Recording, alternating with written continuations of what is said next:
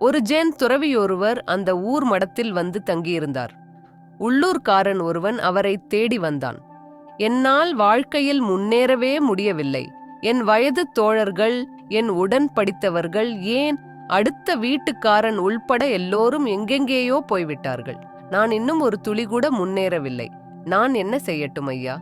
இந்த கேள்விக்கான பதிலைத்தான் அவன் துறவியிடம் வேண்டி வந்திருந்தான். துறவி அவனிடம் சில கேள்விகள் கேட்டார். என்ன வேலை பார்க்கிறாய்? கூலி வேலை. வருமானம்? போதுமான அளவுக்கு இல்லை. இருக்கிறதை வைத்து பிழைப்பை ஓட்டிக் கொண்டிருக்கிறேன். வேறு வேலைக்கு முயற்சி செய்யவில்லையா?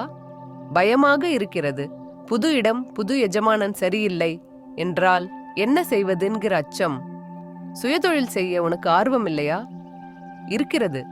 ஆனால் அதுவும் பயமாக இருக்கிறது. தொழில் தொடங்கி நான் அதில் என் பொருளை இழந்து விட்டால் என்ன செய்வது?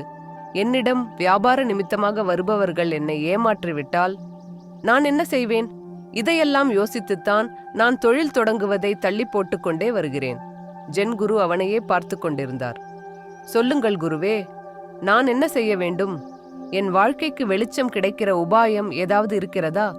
எத்தனை நாள் பயிற்சி எடுக்க வேண்டும்? அதற்கான மந்திரங்கள் இருந்தால் கூட சொல்லுங்கள். நிச்சயம் அதை கடைப்பிடிக்கிறேன். உன் பிரச்சனை தீர ஒரு வழி இருக்கிறது. அதை கடைப்பிடிப்பாயா? வந்தவனின் முகம் மகிழ்ச்சியால் மலர்ந்தது. நிச்சயமாக குருவே, நீங்கள் என்ன சொன்னாலும் அதை செய்ய தயாராக இருக்கிறேன். அவன் குரலில் அப்படி ஓர் உறுதி. சரி, இன்றைக்கு ஒரு நாள் இரவு மட்டும் நான் சொல்கிறபடி செய். உன் பிரச்சனை தீர்ந்துவிடும் என்றார். ஒரு நாளில் என் பிரச்சனை தீர்ந்து விடுமா? அப்படி என்ன அற்புத மந்திரம் அது? உடனே சொல்லுங்கள் குருவே என்றான்.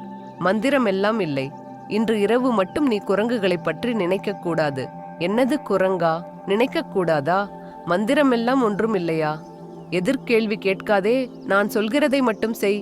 துறவியின் குரலில் உஷ்ணம் ஏறி கிடந்ததை உணர்ந்தான். அவருக்கு நன்றி கூறிவிட்டு வீடு நோக்கி நடந்தான்.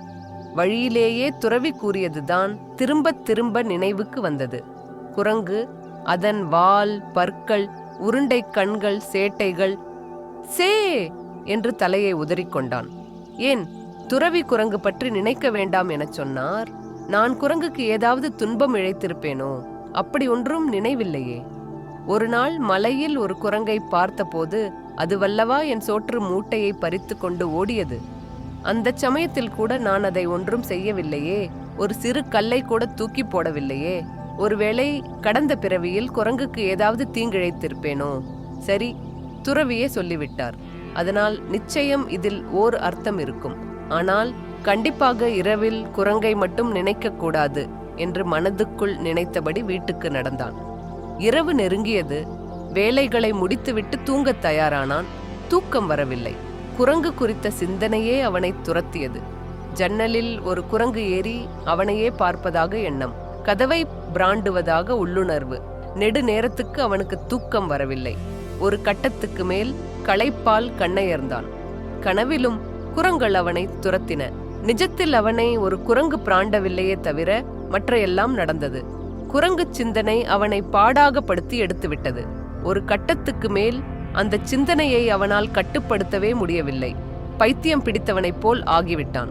எப்போது விடியும் என காத்திருந்து ஜென் துறவி தங்கியிருந்த மடத்துக்கு ஓடினான். அவரை சரணடைந்தான். குருவே, நான் முதலாளி ஆக வேண்டாம்.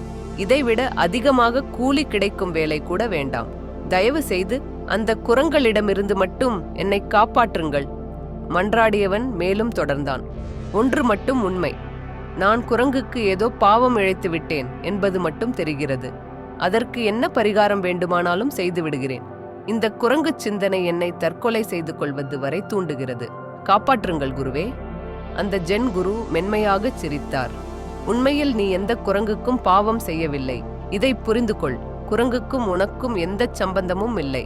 முதலில் நிம்மதி கொள் என்றார். துறவியின் பதில் கேட்டு அவன் தன்னை ஆசுவாசப்படுத்திக் கொண்டான். என்ன, குரங்குக்கும் எனக்கும் எந்த தொடர்பும் இல்லையா?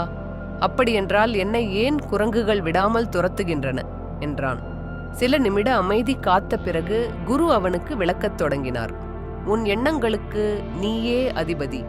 அவற்றை நீயே தீர்மானிக்கிறாய். வெளியிலிருந்து யாரும் மற்றொருவரின் எண்ணத்தை கட்டுப்படுத்தவோ மாற்றவோ முடியாது. உனக்கு எது தேவையோ அதை பற்றி மட்டுமே சிந்திக்க கற்றுக்கொள். குரங்கை பற்றி நினைக்க கூடாதென்றதும் நீ அதை பற்றியே நினைத்தாய். உன் சிந்தனை அதிலேயே இருந்தது. எனவே உனக்கு பயன்படாத ஒன்றை பற்றி சிந்திக்காதே. எதுவும் நன்றாக நடக்கும் என்று நம்பு.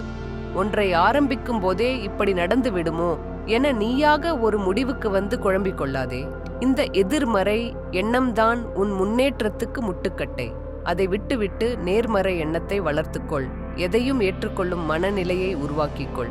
ஜென், குருவின் இந்த போதனை அவனுக்கு மட்டுமானதல்ல, இது நம் எல்லோருக்குமானது. நம் ஊரில் மருந்து குடிக்கும்போது குரங்கை நினைக்காதே என ஒரு வாசகம் உண்டு. அதுவும் இதற்கு பொருந்தும். பாசிட்டிவ் எண்ணங்களை வளர்த்து கொள்ள அதை பற்றி மட்டுமே சிந்திக்க வேண்டும். வேறு எதுவும் தேவையில்லை. எல்லாம் நல்லதாகவே நடக்கும். இன்றைய பொழுது இனிதாக அமைய வாழ்த்துகள். நன்றி நண்பர்களே. நமது அடுத்த கதையில் மீண்டும் சந்திப்போம். வணக்கம்.